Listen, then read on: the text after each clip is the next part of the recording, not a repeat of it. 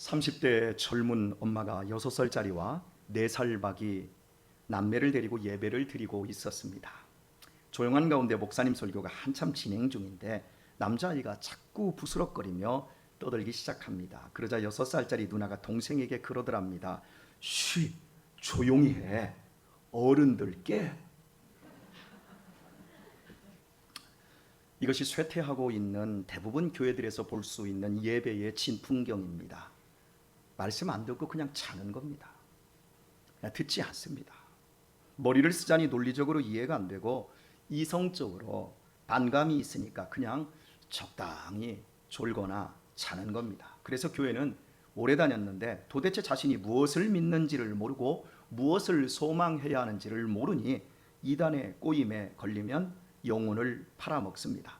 이런 이유로 신천지 같은 경우 모두 기성교회에서 옮겨간 중직자들이 80에서 90%에 달한다고 합니다. 무서운 일이죠. 90년대 초 성장에 종점을 찍은 한국교회는 고전을 거듭해 오던 중 코로나로 인해 큰 위기에 봉착해 있습니다. 그러나 같은 시기 명맥만 유지하던 신천지와 하나님의 교회로 이름을 바꾼 안상홍 증임회는 수백 배로 성장하더니 정통교회를 두려워하기는커녕 도리어 정통교회를 포교의 대상으로 삼아 많은 교회들을 무너뜨리고 있습니다.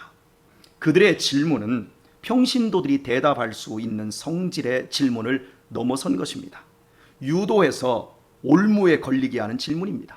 어지간한 목사들도 정신 안 차리면 그 유도 질문에 넘어갑니다. 그러니까 신학을 시원찮게 한 목사들까지 넘어가는 겁니다. 교회 오래 다녔다라는 것만 믿고 또 교만하기까지 하여 엉성한 대답을 하다가 걸려들게 되면 결국 영혼을 팔아먹고 믿음의 공동체를 배신하게 되는 겁니다. 한참 전 이야기인데 우리 교우님 한 분은 이단이 하도 달라붙어서 이렇게 말을 해주었답니다. 우리 목사님에게 말하세요. 우리 목사님이 가시면 나도 함께 갈 테니까 우리 목사님부터 설득하세요. 대단한 지혜입니다. 그러나 여러분, 저를 너무 믿지 마십시오. 제가 여러분을 다 지킬 수가 없습니다. 우리는 홀로 마귀의 시험과 맞서야 하고 끝내 홀로 죽음과 대면해야 하기에 여러분 자신에게 힘과 실력이 있어야 합니다. 꼭 말씀을 잘 배우셔서, 배울 수 있을 때 말씀을 잘 배우셔서 기독교 신앙이 무엇인지를 아시고 이단을 이기고 죽음을 능가할 실력을 기르시기를 부탁을 드립니다. 오늘 말씀이 바로 그런 중요한 말씀입니다. 그러므로 오늘만큼은 졸지 마시고 말씀을 들으십시오. 제가 이렇게 말씀드렸는데도 벌써 조시는 분은 머리가 너무 무겁고 거추장스러우셔서 집에 두고 오신 분들일 겁니다. 지금 여러분의 머리가 어깨 위에 붙어 있는지 앞뒤 옆 사람 확인해 보십시오. 다 있나요? 제가 웃으면서 말을 하고 있지만 저는 여러분의 영혼을 책임지고 있는 목사로서 사실 심각합니다. 매주 토요일 아침이면 어떤 청년에게서 전화가 걸려오는데요. 어제 아침에도 제 아내가 신천지 청년으로부터 걸려온 전화로 18년이라는 욕을 얻어먹었습니다. 점잖은 목소리로 말하다가도 먹혀들지 않으면 그냥 육두문자로 막 욕설을 내뱉습니다. 야, 이 18놈아. 예.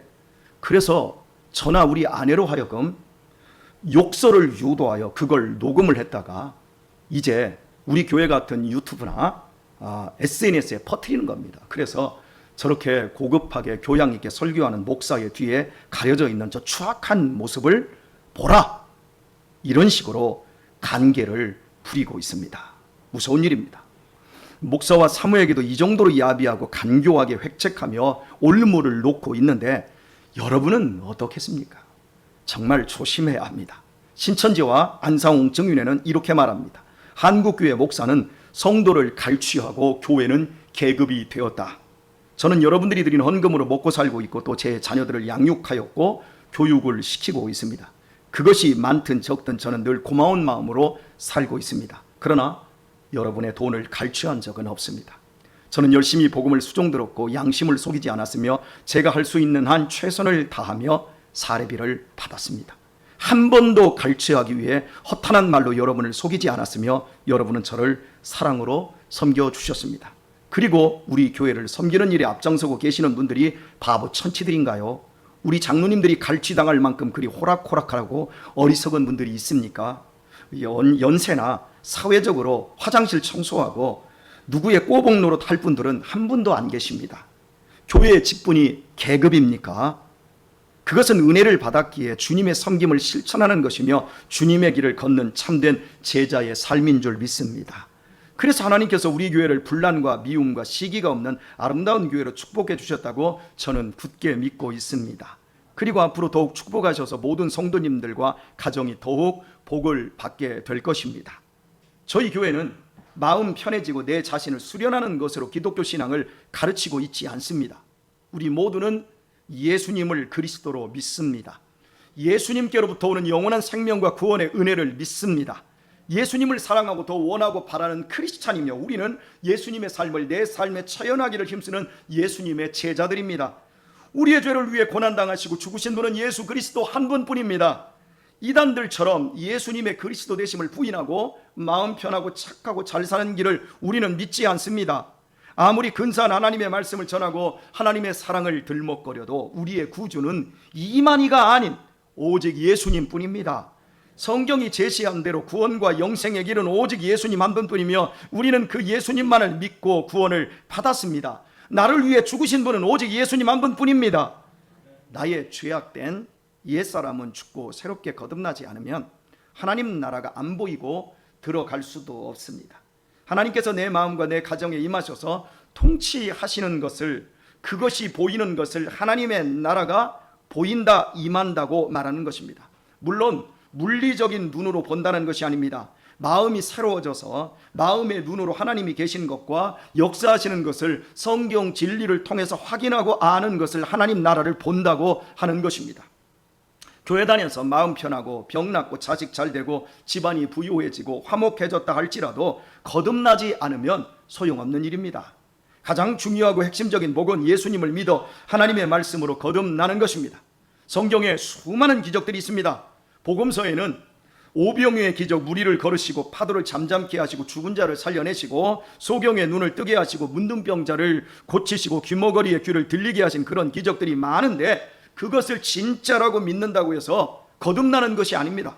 산상수훈의 주옥 같은 말씀을 믿고 좋아하고 그대로 실천한다고 거듭난 것 아닙니다. 중생에서 하나님의 아들, 딸이 되는 그 놀라운 거듭남에 계시는 딱 하나, 예수님의 십자가 계실 뿐입니다. 모든 표적의 중심에는 십자가가 있습니다. 그래서 복음을 십자가의 복음이라 그럽니다. 그 십자가가 우리를 새롭게 합니다. 그 십자가의 복음을 통해서 옛사람은 죽고 새롭게 거듭나는 놀라운 하나님의 은혜를 받게 되는 것입니다. 교회 다니면서 어떤 사람은 헌금을 열심히 많이 냅니다. 그래야 합니다. 인색한 것보다 넉넉하게 드림이 좋습니다. 분명히 심은 대로 거두기 때문입니다. 넉넉한 감사를 드리는 인생은 풍요로운 삶을 선물로 받게 되어집니다. 또 어떤 사람은 기도를 열심히 하고 봉사에 힘쓰고 전도를 열심히 할 수 있습니다. 그래서 장로님도 되고 권사님도 됩니다. 또한 목사도 됩니다. 명예롭고 보배로운 헌신입니다. 그러나 중요한 사실은 이 모든 일이 거듭남과 상관없을 수 있다는 사실입니다. 자신의 종교적인 열심에 빠져서 거듭나지 않고도 할 수 있는 일입니다. 그러니 중직자들이 이단에 넘어가는 거고, 이단에 넘어가서 그렇게 30년 40년 동안 믿음의 관계를 일구며 목사님, 장로님 했던 성도들끼리 나중에 연료돌하면서 싸우고 역사를 잡는 이런 일들이 일어나는 것입니다. 거듭나지 못했기 때문에 그렇지요. 기독교 신앙의 가장 근본적인 과제는 거듭남입니다. 어떤 직분을 받느냐가 아닙니다. 자신이 거듭난 것을 알아야 하고 거듭난 삶을 실제로 살아야 합니다. 그래야 신천지에 넘어가지 않습니다. 이단에 넘어가지 않는다 할지라도 거듭나지 않으면 그 사람의 구원을 장담할 수가 없습니다. 거듭나는 것이 첫 번입니다. 거듭남의 핵심은 십자가 복음입니다. 그럼 십자가 복음의 핵심은 무엇일까요? 십자가 복음을 한 문장으로 정리했을 때 만들어지는 것이 오늘 본문입니다. 하나님이 세상을 이처럼 사랑하사 독생자를 주셨으니 이는 저를 믿는 자마다 멸망치 않고 영생을 얻게 하려 하심이니라. 십자가 얘기는 없는데 십자가 복음의 핵심은 이 말씀 속에 그대로 담겨 있습니다. 하나님께서 독생자를 주셨다고 할 때 쓰인 동사는 헬라어로 에튜켄인데 네 가지 의미가 있습니다. 주다, 넘기다, 버리다, 지불하다는 뜻을 가지고 있습니다. 하나님께서 당신을 대적하고 반대하는 세상에 아들을 주었습니다. 세상에 주시면 뻔히 죽음에 넘겨질 것도 아셨습니다. 그것은 하나님의 입장에서 독생자를 버리는 행위입니다. 결국 독생자의 목숨이 버려졌는데 그것은 값을 지불하는 것입니다. 이렇게 에티켄이라는 단어에 십자가의 부속의 내용이 다 포함되어 있습니다. 십자가 복음의 핵심은 하나님께서 우리를 사랑하셔서 우리를 멸망에서 구원하시고자 귀한 독생자를 세상에 주시고 죽음에 넘기고 버리심으로 우리의 죄값을 모두 지불하셨다라는 것입니다. 놀라운 얘기입니다. 세상이라는 단어가 신약 성경에만 199번이 나오는데 마태가 8번을 사용했고요, 마가와 누가가 각 3번씩 사용했고, 바울이 47번을 사용했고, 요한이 제일 많이 사용했어요. 78번을 사용했습니다. 세상이라는 헬라어 단어 코스모스는 거대한 우주와 지역적으로는 사람들을 의미합니다. 그런데 사도 요한이 요한복음에서 사용할 때의 세상은 그 의미가 다릅니다. 하나님과 원수된 관계로서 세상이라는 단어를 썼습니다. 즉 하나님을 대적하고 미워하는 사람들을 대표할 때 세상이라고 사용을 했습니다. 그러므로 하나님이 세상을 이처럼 사랑하사 할 때 사랑하신 그 세상은 하나님 당신을 떠났고 당신을 증오하는 사람들을 의미합니다. 하나님을 떠난 사람들의 특징이 무엇입니까? 교회를 대적합니다. 불신하고 미워하고 등을 돌립니다. 세상은 극도로 예수님을 싫어합니다. 예수님이 자기들에게 나쁜 짓을 안 했습니다. 손해를 입힌 적이 없습니다. 그런데 예수님을 싫어합니다. 애국가에도 있는 하나님의 이름은 순순히 인정하지만 예수님은 증오합니다. 정치, 경제, 사회 분야 전반이 다 예수님을 싫어하고 대적합니다. 다 지우고 싶어합니다.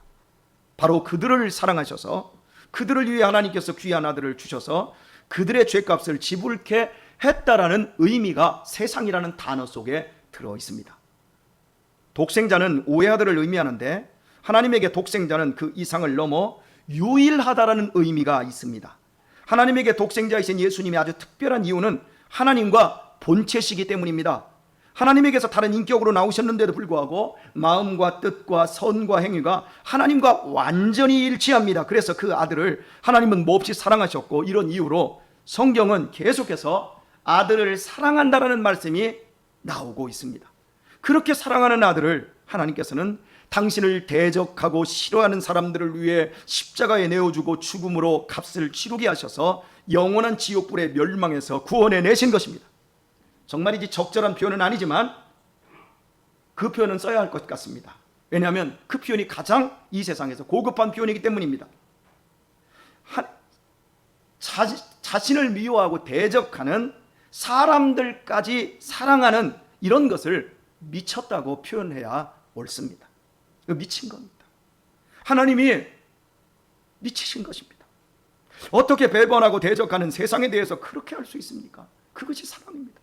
우리의 자식들이라 할지라도, 내 배로 낳고 내가 그렇게 사랑하는 자식이라 할지라도 말 안 듣고 속된 표현으로 개기고 나쁜 짓만 하고 부모에게 앵겨붙으면 정말 미운 것이 그게 부모의 고귀한 사랑입니다.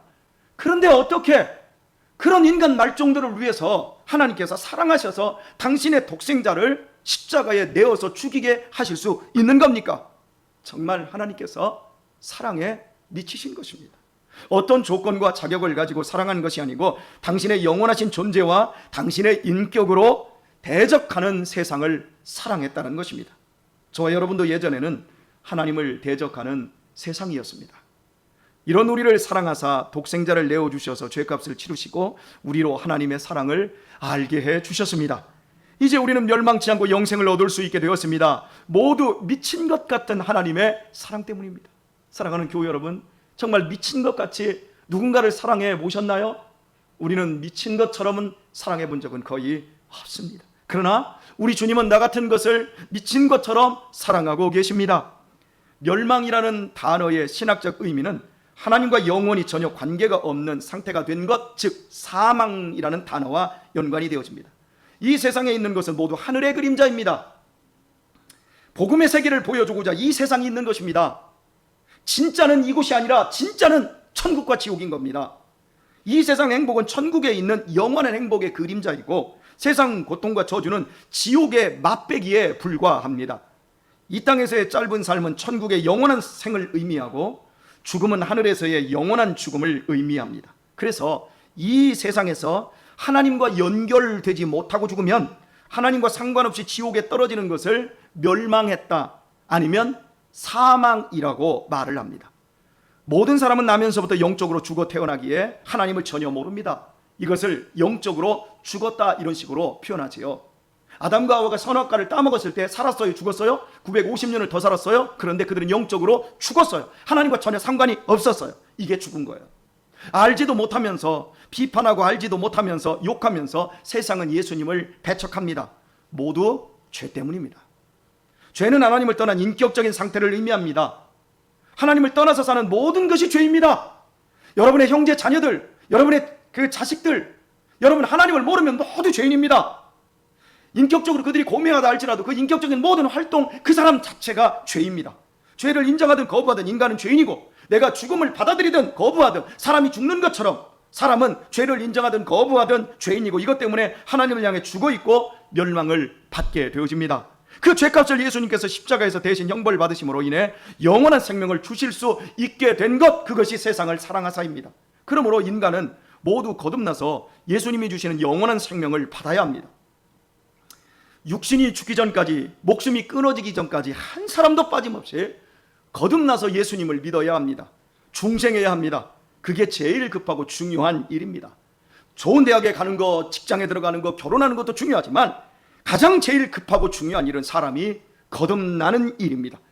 그럼 거듭나는 것, 즉 영생을 얻는 길은 무엇입니까? 어떻게 받을 수 있나요? 저를 믿는 자마다입니다. 십자가의 예수님을 믿음으로 말미암아 거듭나는 것입니다. 조건을 따지지 않습니다. 그냥 예수님을 믿는 겁니다. 십자가는 예수님을 믿는 것만이 거듭나는 것입니다. 누구나 믿으면 거듭날 수 있습니다. 광야에서 독사에 물려 죽어가던 사람들이 어떻게 구원받았습니까? 하나님께서 약속하신 대로 장대에 매단 노뱀을 바라볼 때 구원을 받았습니다. 비과학이 아니라 초과학으로 구원을 받았습니다. 오늘도 그렇습니다. 예수님께서 내 죄값을 치르셨음을 믿으며 예수 그리스도의 죽음이 나 때문이라는 사실을 인정하며 하나님의 사랑을 감사하고 예수님을 마음의 구주로 받아들이는 자는 다 구원받는다고 약속하고 있습니다. 실제로 믿으면 구원을 받습니다. 어려운 일 아닙니다. 이처럼 사랑하신 하나님의 큰 사랑을 그냥 믿으면 됩니다. 너무나 쉬운 일입니다. 믿기 전에는 이 복음의 능력을 절대 알 수 없습니다. 그러나 믿기 시작하면 복음의 능력을 다 알게 되어 있습니다. 부요함에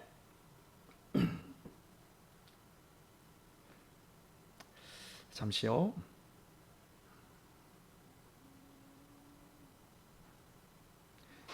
제가 강대상이 바뀌어서요, 이 태블릿을 사용하다 보니까, 이게 처음 태블릿을 쓰다 보니까요,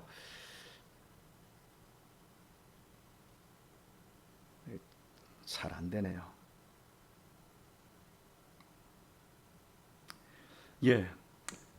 우리가 십자가를 믿기 전에는 이 복음의 능력을 절대 알 수 없습니다. 그러나 믿기 시작하면 복음의 능력을 다 알게 되어 있습니다. 복음의 부유함을 다 알고 결국 누리게 되어 있습니다. 그래서 사람들에게 믿는 일이 제일 중요합니다. 저는 지금껏 세상적으로 많은 책과 많은 소리를 들었지만 사람이 거듭났다는 사실을 보도 듣도 못했습니다. 세상에 많은 사람들이 구원의 길을 찾고 거듭나기 위해 쓰지만 실제로 거듭났다고 하는 사람을 못 봤습니다. 아직 멀었다, 아직 도달하지 못했다, 그저 죄업만 더 쌓이고 있다, 이렇게 고백할 뿐 해탈하고 새로워진 사람을 볼 수는 없었습니다. 그러나 교회를 보십시오. 나 거듭났습니다. 내 안에 예수님 계십니다. 나 하나님이 보입니다. 하나님은 내 아버지이십니다. 하나님이 내 안에 계십니다. 나는 죽어도 영생합니다. 그렇게 담대히 고백하며 일생을 예수 그리스도를 믿으며 성실하게 살아가는 사람들이 교회 안은 세고 셌습니다. 그들이 정신병자가 아닙니다. 누구보다도 성실하고 건강하고 누구보다도 행복한 인생을 사는 분들입니다. 그러나 나는 아직까지 나는 구원받지 못한 것 같아, 나는 거듭나지 못한 것 같아, 나는 모르겠다라고 생각하는 분은 이 시간 예수님의 죽음이 나의 죄를 대신한 죽음이라는 사실을 인정하고 받아들이시고 믿으시기를 권면드립니다. 오 예수님, 나의 죄도 용서하여 주옵소서. 나를 구원하여 주옵소서. 이 불쌍한 영혼을 긍휼히 여겨 주옵소서. 자백하시고 구하시기를 바랍니다. 그럼 거듭나게 될 것입니다. 멸망치 않은 영생을 얻게 될 것입니다. 또한 영혼의 눈이 열리게 될 것입니다. 마음의 지각이 생겨나서 거듭난 눈으로 보게 될 것입니다. 하나님과 끊어지지 않는 생명으로 내게 오시기 위해 십자가에 달려 죽으신 예수님이 내 구주이심을 알게 될 것입니다. 그리고 나와 내 가정과 교회를 통치하시는 하나님 나라를 보며 그 속에서 참된 평안을 누리게 될 것입니다. 오늘의 말씀을 맺겠습니다. 제가 늘 여러분에게 근본적으로 질문하는 것 중에 하나가 마지막 결론을 지을 때 이렇게 꼭 말씀을 드립니다. 우리가 왜 여기 있습니까? 우리가 여기 있는 이유가 무엇입니까? 근본적인 대답은 이겁니다. 하나님이 우리를 영원히 살려주셨기 때문에 우리가 여기 있습니다. 하나님을 모르고 대적하는 세상이었던 우리를 하나님께서 미친 사랑으로 나를 불러주셨기 때문에 우리가 지금 여기 있는 줄 믿습니다. 그렇지 않으면 여기에 우리가 있을 일이 없어요. 신앙은 마음 편한 문제가 아닌 우리의 운명을 결정하는 일입니다. 참된 믿음을 가지시길 바랍니다. 예수님을 구주로 믿는 저와 여러분은 하나님께서 아들을 통해 약속하신 영원한 생명 안에서 이미 영원히 살게 될 것입니다. 육체는 사멸되어도 내 영은 하나님과 영원히 함께 살 것입니다. 이것이 하나님의 약속이고 예수 믿음의 의미입니다. 믿음에 굳게 서서 우리를 흔드는 이단의 술수와 세상의 유혹과 유혹으로부터 절대 흔들리지 마십시다. 나를 사랑하신 하나님께서 독생자까지 주셨는데 이 세상 지나가는 날 동안 우리 필요한 것 무엇이든 안 주시겠습니까? 그러니 믿음을 가지고 구하고 찾으며 다 주실 그 하나님을 찬양하며 사시길 바랍니다. 분명히 구하십시오. 분명히 찾으십시오. 분명히 두드리십시오. 넘쳐 흘러가도록 우리에게 응답하여 주실 것입니다. 오늘 우리가 신앙해야 하는 참신앙을 바로 하시고 어떤 이유로도 미혹되지 마시며 이처럼 사랑하사 독생자를 주신 하나님의 사랑과 진리 안에서 참된 자유를 누리시고 승리하시기를 예수님의 이름으로 축원합니다.